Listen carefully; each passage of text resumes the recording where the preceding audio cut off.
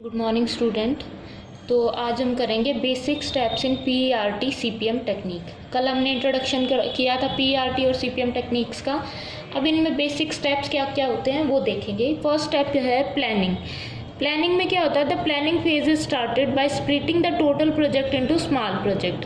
हमारा जो पूरा का पूरा प्रोजेक्ट है उसको हम क्या करते हैं, स्मॉल प्रोजेक्ट्स में क्या करते हैं, स्प्लिट कर देते हैं। And these smaller project in turn are divided into activities. और ये जो स्मॉलर प्रोजेक्ट है इनको एक्टिविटीज़ में डिवाइड कर देते हैं and analyze by the department और द सेक्शन। और उन एक्टिविटीज़ को डिपार्टमेंट और सेक्शन के अकॉर्डिंग क्या करते हैं, एनालाइज करते हैं। मतलब कि कौन सा डिपार्टमेंट किस एक्टिविटी को परफॉर्म करा सकता है उसके अकॉर्डिंग उनको एनालाइज करते हैं।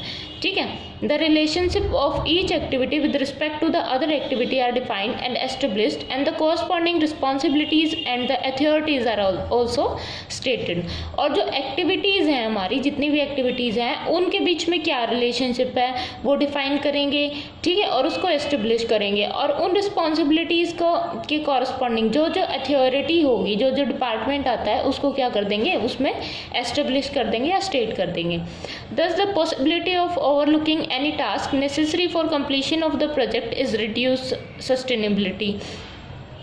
तो जो ओवरलुकिंग है किसी भी टास्क का वो इसमें क्या हो जाता है, रिड्यूस हो जाता है। सेकंड देखो शेड्यूलिंग। शेड्यूल में क्या आता है, the ultimate objective of the scheduling phase is to prepare a time chart showing the start and finish time of each activity as well as its relationship to the other activity of the project. Scheduling का मतलब ये है कि इसका जो main objective ये है कि ये एक चार्ट बनाता है जिसमें दिखाता है कि स्टार्ट और फिनिश टाइम क्या रहेगा हर एक एक्टिविटी का, और उन एक्टिविटीज़ के बीच में रिलेशनशिप है वो क्या रहेगी, और उन रिलेशनशिप के बीच में मतलब उन एक्टिविटीज़ के बीच में टाइम क्या रहेगा, स्टार्ट और फिनिश टाइम। ये होता है शेड्यूल। शेड्यूल क्या करता है, ये क्रिटिकल पाथ को पिन पॉइंट करता है कि शेड्यूल जब हम बनाते हैं तो जो क्रिटिकल पाथ आता है ना हमारी पूरी एक्टिविटी में उसको पिन पॉइंट करता है। और जो नॉन क्रिटिकल एक्टिविटीज़ हैं उनमें कुछ अमाउंट ऑफ स्लैक और फ्लोट टाइम्स ऐड करता है। जैसे कि नॉन क्रिटिकल एक्टिविटी वो हो जाती है जो हमारे क्रिटिकल पाथ में नहीं आती। क्रिटिकल पाथ हमारा कौन सा पाथ था, जो हमारे एक्टिविटीज़ का टाइम दिखाता है कि वो कब स्टार्ट हुई कब फिनिश हुई, और मतलब उनके बीच में रिलेशनशिप शो करता है, और मिनिमम टाइम दिखाता है हमारी एक्टिविटीज़ का क्रिटिकल पाथ। ठीक है। तो ये शेड्यूलिंग में आ गया। शेड्यूलिंग क्या करता है, हमारे एक्टिविटीज़ का स्टार्ट और फिनिश टाइम बताता है। ठीक है। थर्ड है allocation of resources. Allocation of resources में क्या आता है कि हमारे पास जितने भी रिसोर्सेज हैं जो उन एक्टिविटीज़ को परफॉर्म कराने के लिए डिज़ायर्ड हैं उनको एलोकेट कराते हैं according to their activities. Allocation of resources is perform to achieve the desired objective. जो हमारा ऑब्जेक्टिव है प्रोजेक्ट का उसको क्या करने के लिए, अचीव करने के लिए हम क्या कराते हैं, रिसोर्सेज का एलोकेशन कराते हैं।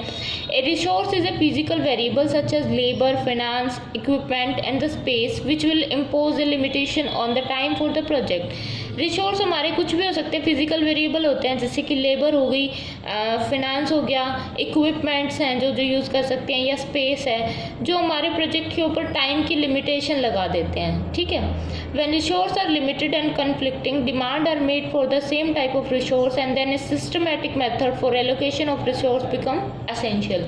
कई बार क्या होता है कि हमारे पास रिसोर्स लिमिटेड हो जाते हैं तो उस टाइम हम क्या करते हैं, कुछ नए रिसोर्सेज लेके आते हैं जिनकी डिमांड हमारे पास आती है और उनको हम उन जो हमारी एक्टिविटीज़ हैं उन पे एलोकेट करा देते हैं। ठीक है।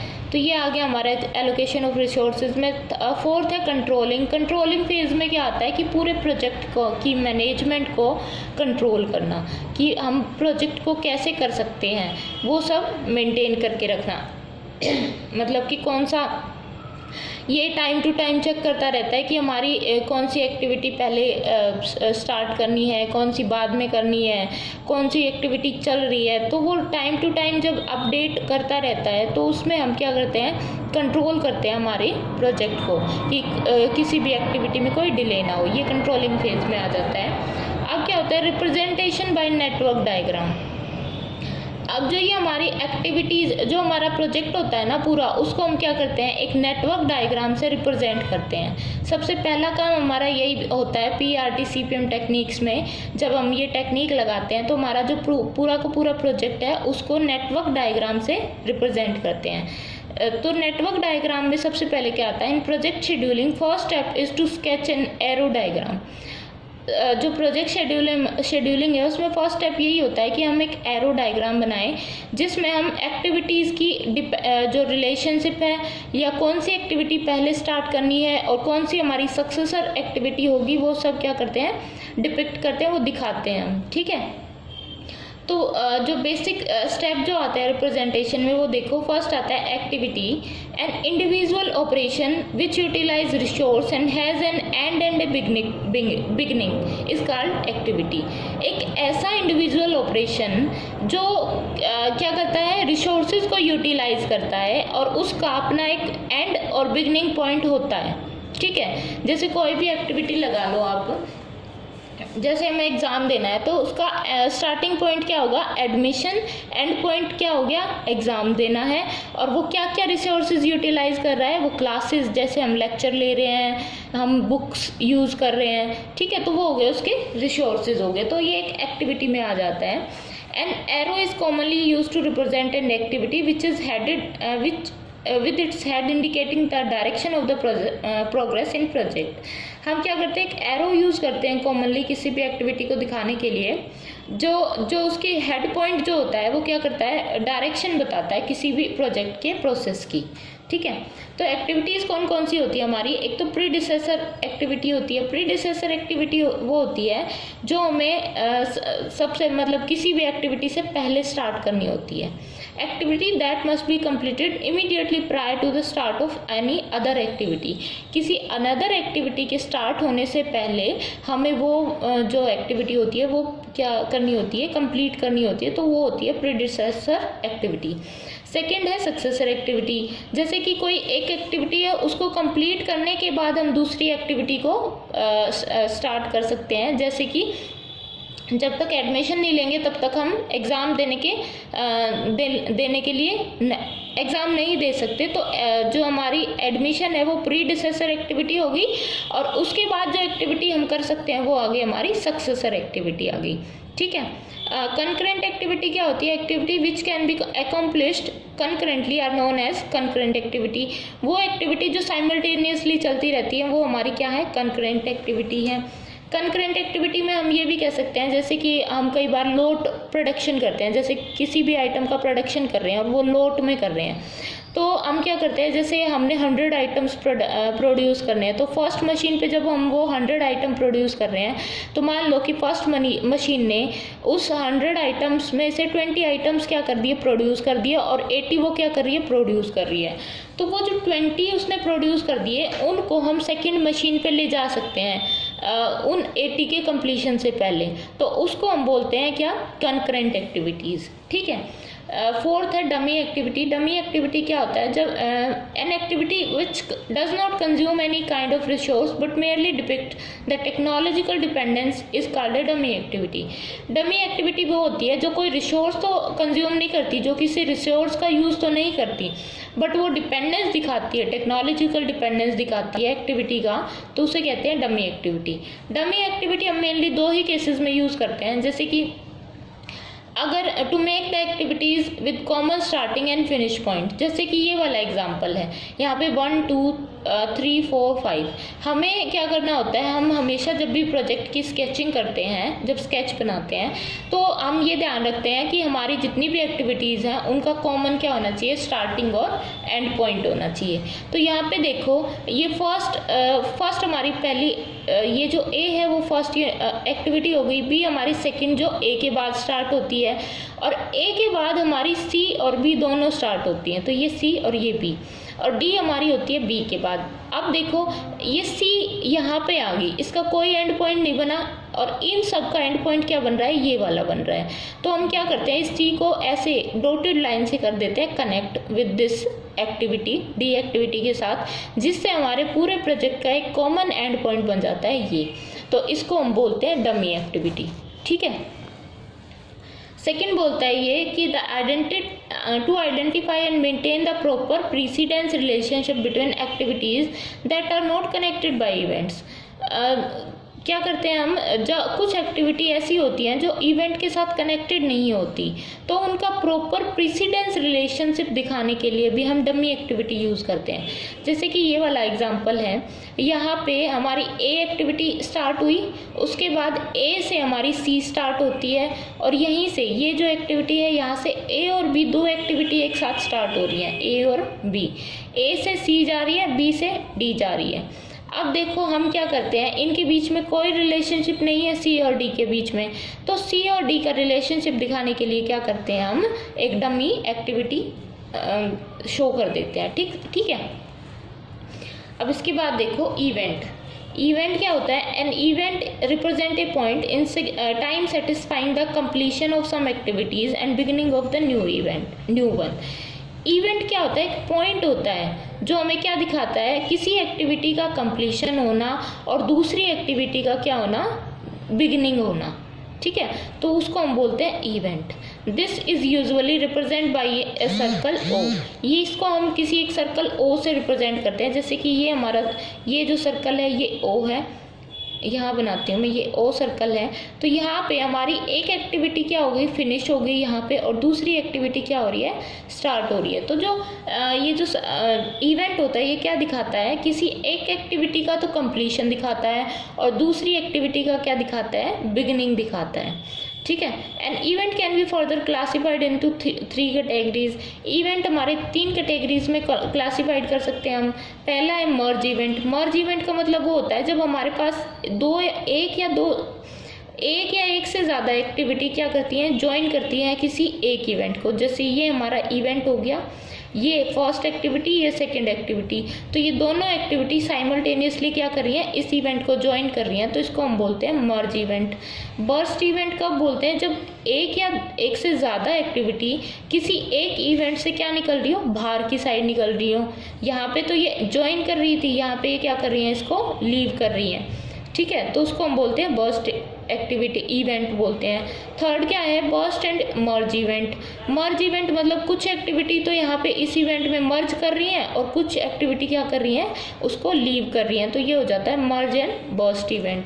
ठीक है, तो ये मर्ज और बर्स्ट का केस आ गया। अब इसके बाद आता है आपका सीक्वेंसिंग।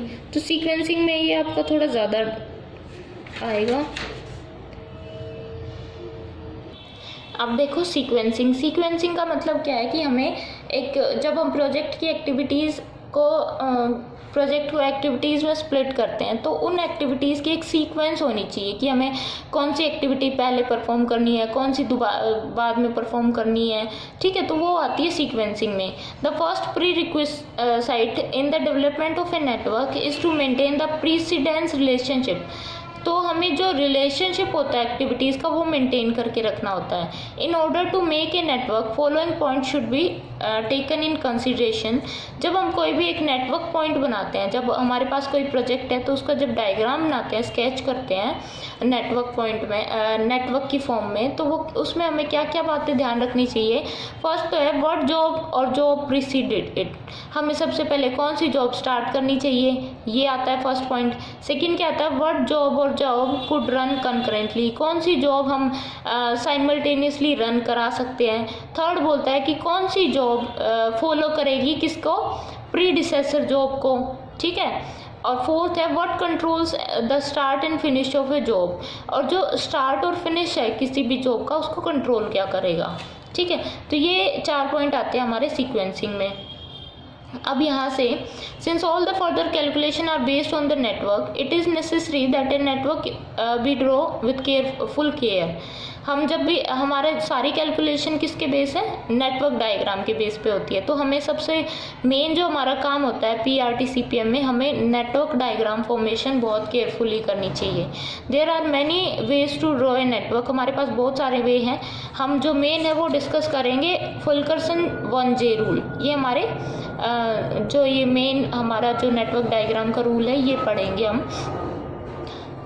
तो यहाँ देखो, the following example of water pump show basic step requiring in drawing a network. तो ये एग्जाम्पल दिया है कि हम कैसे एक्टिविटीज़ की सीक्वेंसिंग कर सकते हैं। ठीक है, अगर कहीं पे डमी एक्टिविटी की ज़रूरत होती है तो वहाँ पे डमी एक्टिविटी कैसे इंट्रोड्यूस कर सकते हैं। तो यहाँ देखो, a new type of water pump is to be design for an automobile.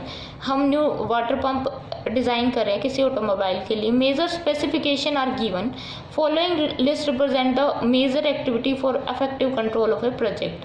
ये हमारी क्या होगी, एक्टिविटीज़ होगी। फर्स्ट हमें क्या करना है, ड्राइंग प्रिपेयर्ड एंड अप्रूव्ड।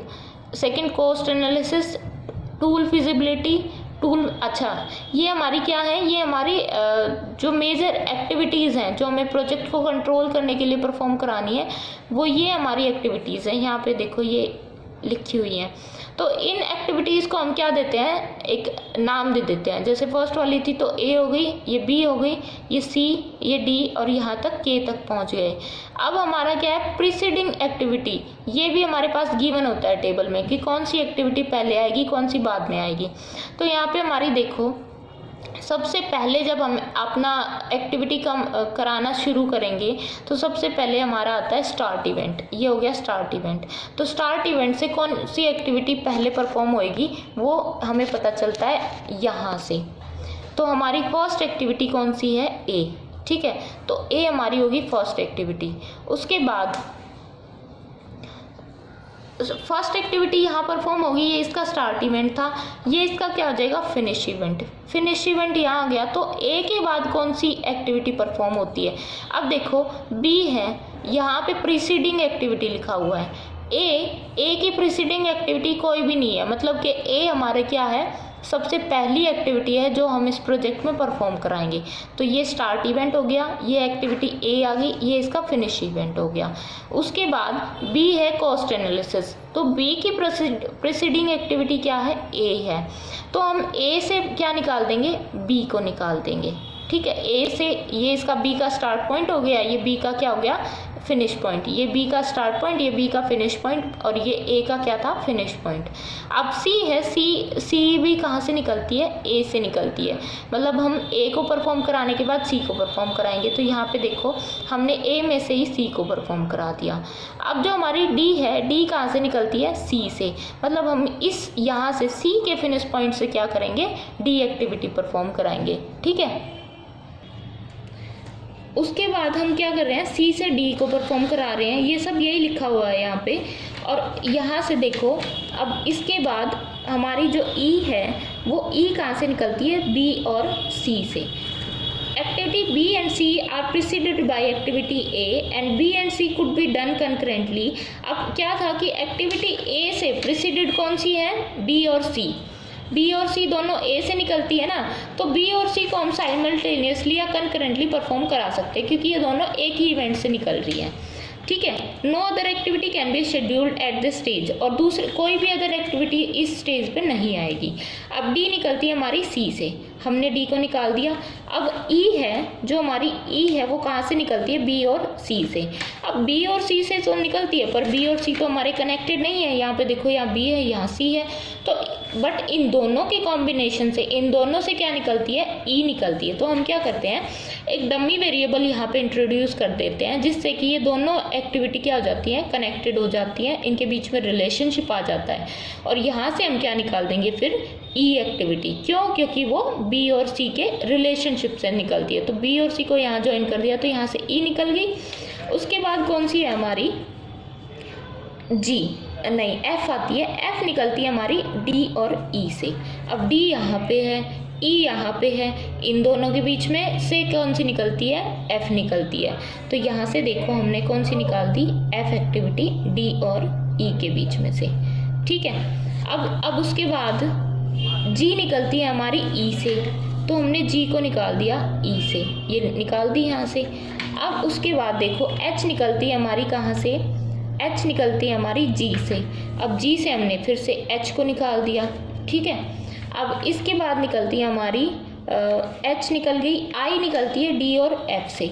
अब देखो डी और एफ यहाँ पे हो गए कनेक्टेड, डी और एफ। ठीक है, यहाँ से ये आ गया F, ये हो गया D, दोनों यहाँ से निकलते हैं, यहाँ से निकाल दी I। अब J जो निकलता है वो निकलता है, जो J निकलता है I और H से निकलता है। तो हमें देखो ये हमने क्यों किया, क्योंकि I और H का कॉम्बिनेशन होगा तभी हम J को निकाल सकते हैं। यहाँ पे J आ गया, ठीक है, J एक्टिविटी यहाँ से निकाल दी और J से निकलती है हमारी K एक्टिविटी, ये लास्ट एक्टिविटी थी, तो ये इसको ऐसे कर दिया। तो इस तरीके से हम सीक्वेंस करते हैं। ये सब आपको अच्छे से समझ आ जाएगा जब हम फुल्करसन वन जे रूल यूज़ करेंगे, ठीक है। तो ये आज का टॉपिक था आपका बेसिक स्टेप्स और रिप्रेजेंटेशन ऑफ नेटवर्क डायग्राम।